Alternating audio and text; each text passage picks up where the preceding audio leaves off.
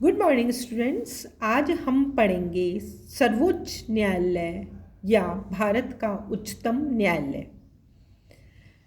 संविधान के अध्याय 4 व अनुच्छेद 124 के अनुसार भारत का एक उच्चतम न्यायालय होगा और यह उच्चतम न्यायालय है। उसका संगठन एक मुख्य न्यायाधीश तथा 30 अनाधिक अन्य न्यायाधीशों से मिलकर बनेगा। यह व्यवस्था अनुच्छेद 124 के द्वारा की गई है। तो इस प्रकार से हम देखते हैं कि भारतीय न्याय व्यवस्था, जिस पर ब्रिटिश संविधान का स्पष्ट रूप से हम प्रभाव देखते हैं, परंतु उसके साथ ही साथ इस व्यवस्था का भारतीयकरण किया गया है। अर्थात भारतीय न्याय व्यवस्था पूर्ण रूप से किसी भी देश का अनुसरण या अनुकरण नहीं है। भारतीय न्याय व्यवस्था एक अनूठी न्याय व्यवस्था है, क्योंकि इसका दायित्व भारतीय संघात्मक व्यवस्था, मौलिक अधिकारों एवं संविधान की रक्षा करना भी है। तो चूंकि न्याय पाना प्रत्येक मानव का स्वभाव है और अन्याय न होना सभ्य समाज की निशानी भी है, इसी उद्देश्य को ध्यान में रखकर भारत में एक बेहतर न्याय व्यवस्था को स्थापित करने का प्रयास किया गया है। तो अनुच्छेद 124 के अनुसार भारत का जो उच्च न्यायालय है, उसके अंतर्गत हम देखते हैं कि एक मुख्य न्यायाधीश तथा 30 अन्य न्यायाधीशों की व्यवस्था है। प्रारंभ में केवल संविधान में 8 ही न्यायाधीश की व्यवस्था थी, जिसमें एक मुख्य एवं 7 अन्य होते थे।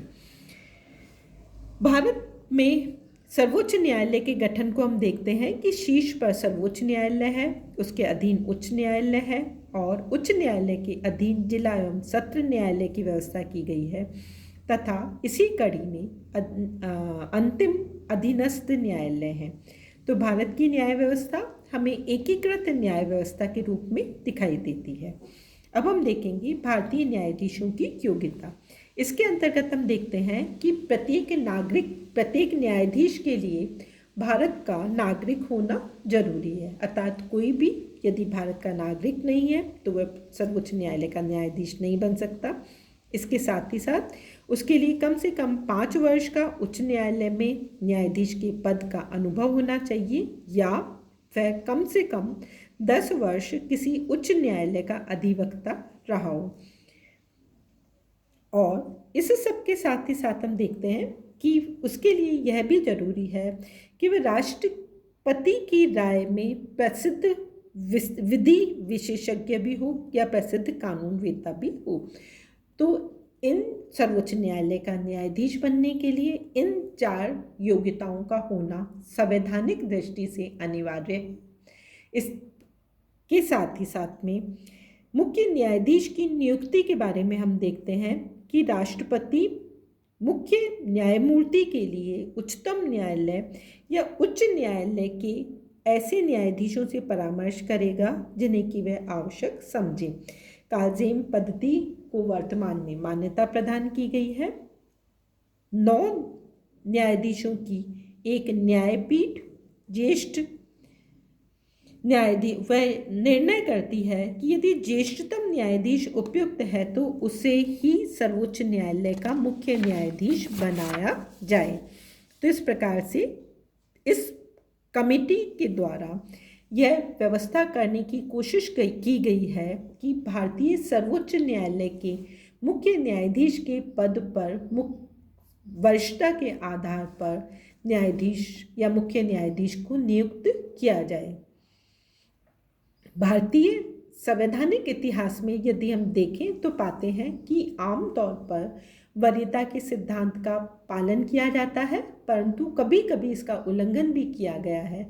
जैसे 1973 में 3 वरिष्ठ न्यायाधीशों, जिसमें जस्टिस शैलेट, जस्टिस ग्रोवर तथा जस्टिस हेगड़े थे, उनकी उपेक्षा करके जस्टिस अजीत नाथ राय को मुख्य न्यायाधीश नियुक्त किया गया था।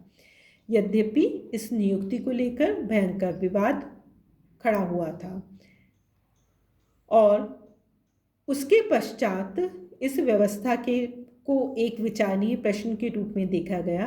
MC छागला ने इसे न्यायिक इतिहास का सबसे अंधेरा दिन कहा था।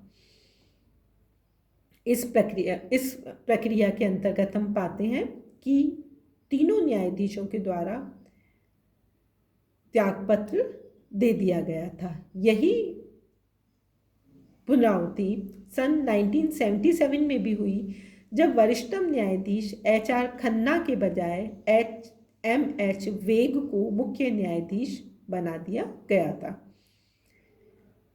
इसकी भी सर्वत्र आलोचना हुई और श्री N.A. पालकीवाला ने कहा कि जस्टिस खन्ना को अपनी स्वतंत्रता और बौद्धिक सत्यनिष्ठा का मूल्य अदा करना पड़ा।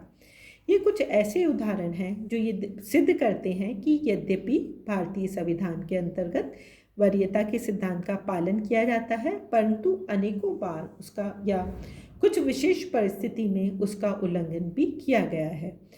जनता सरकार के द्वारा वरीयता के सिद्धांत को पुनः स्थापित किया गया तथा श्री YV चंद्रचूड़ को मुख्य न्यायाधीश नियुक्त किया गया था।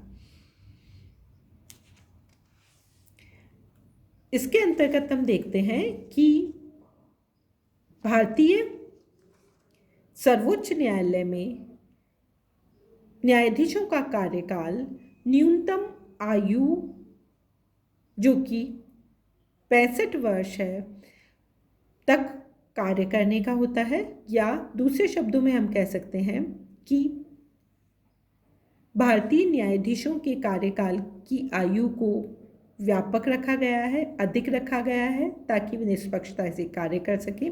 पद ग्रहण करने की कोई न्यूनतम आयु नहीं है, पर वे 65 वर्ष की आयु तक अपना कार्य कर सकते हैं। इसके साथ ही साथ उन्हें वे अपना त्यागपत्र यदि राष्ट्रपति को नहीं देते हैं तब भी वे अपने पद पर कार्य करते रहते हैं और महाभियोग या उन पर महाभियोग नहीं चलाया जाता है।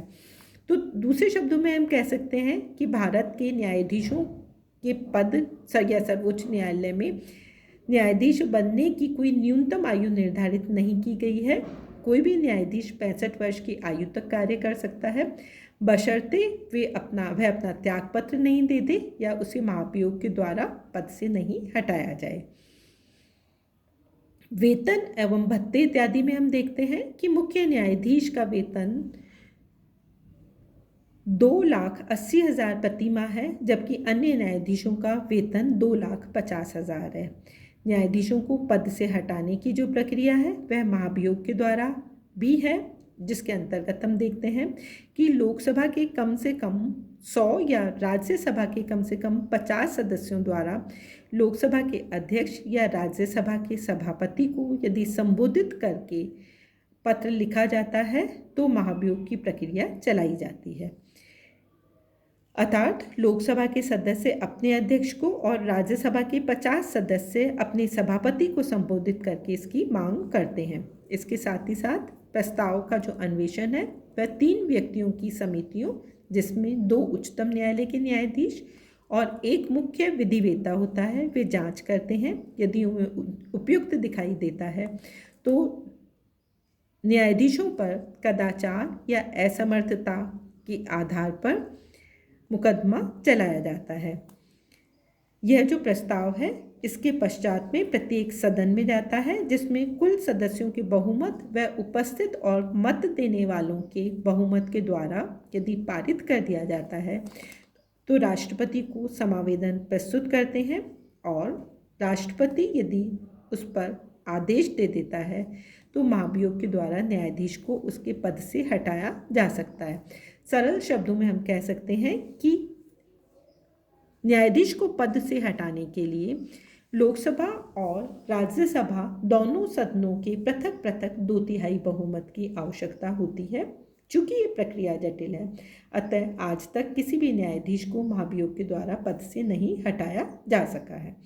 यह था भारत के सर्वोच्च न्यायालय का गठन और पद के लिए योग्यताएं एवं शर्तें इत्यादि। इसके पश्चात हम देखते हैं कि सर्वोच्च न्यायालय की क्या क्या कार्य एवं शक्तियां हैं, जो हम अगली कक्षा में देखेंगे। तो वर्तमान समय में हमने पाया कि भारत में एकीकृत न्याय व्यवस्था है और इस एकीकृत न्याय व्यवस्था के शीर्ष पर सर्वोच्च न्यायालय है और उसके अधीन उच्च न्यायालय आते हैं। सर्वोच्च न्यायालय भारत का चूंकि सबसे उच्च न्यायालय है, अतः नागरिकों के अधिकार या संविधान की रक्षा का दायित्व इस सर्वोच्च न्यायालय को ही प्रदान किया गया है। अगली कक्षा में हम पढ़ेंगे सर्वोच्च न्यायालय के कार्य एवं शक्तियाँ।